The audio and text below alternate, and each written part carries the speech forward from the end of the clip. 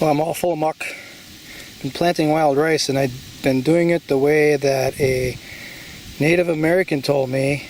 You scoop up some clay, and you put the seeds in the clay, and you roll it into a ball, then you nestle it down into the muck. And I know I probably did. Maybe I did 20 or 21 or something. And then I had a lot of seed left, and I've just kind of concentrated a little bit in certain spots that were a little more open. I got this little ditch here. And with this tight clay, it even holds water when everything dries out. Otherwise, there's a slope, and all this rain, when it rains, it comes down into this little channel.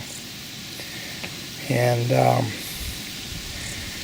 when I first planted this, the very first year, that would have been, the day before freeze up in 2013. In 2014, that was the best year ever. And man, I had rice that was 8 feet tall. Big monster rice, and just all kinds of plants, and hey, there were pollinators here, like there was 1,000 of them just along this trench here. It's about 60 feet long, and it was like the heyday. It was a great time. And then the next year, it disappeared, and at the first I didn't understand, but what happened was everything started eating it. Then it was all gone in 2015. 2016 I had another crop, not as good as the first year, but it came up, and it didn't get predated as much, and it created more seed. Now 2017, 2018, and now this year everything got ate, except for I learned how to cage them. Now the idea here is I don't mind wildlife eating the rice. I'm planting a diversity just so that wildlife has more in its diet. More reasons to be here. I'm creating a lot of places where wildlife can hide, and food, water, shelter. That's what I want to create here for wildlife, not for me necessarily. Now that doesn't mean I won't pick on the margins, but if wildlife takes it first, that's okay. However, I don't want it to take it all. I need to have, in terms of wild rice, I need seed so that it continues to grow. Now there is this idea that the seed can be in the muck for 20 years and then sprout, and I believe that, but I want a crop every year.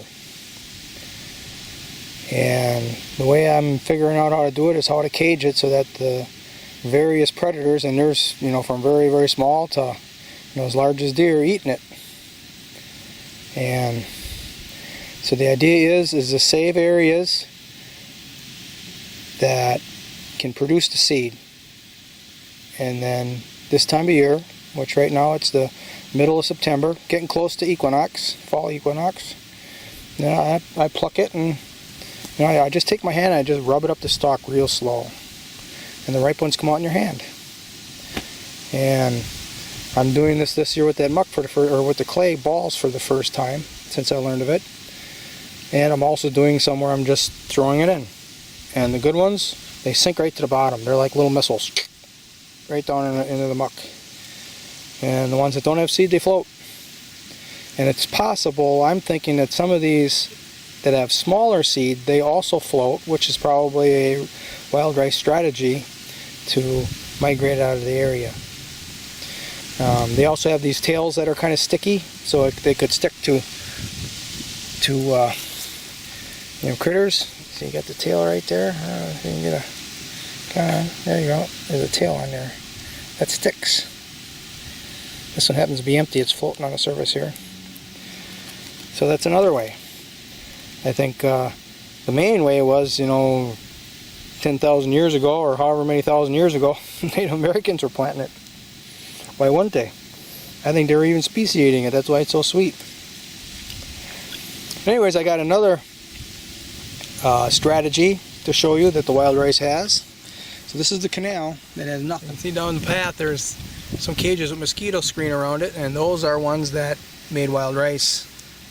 But everywhere else there's nothing. Nothing. Except right here. Look at it. There's one little wild rice seed right here. Its leaf is underwater. Look at that.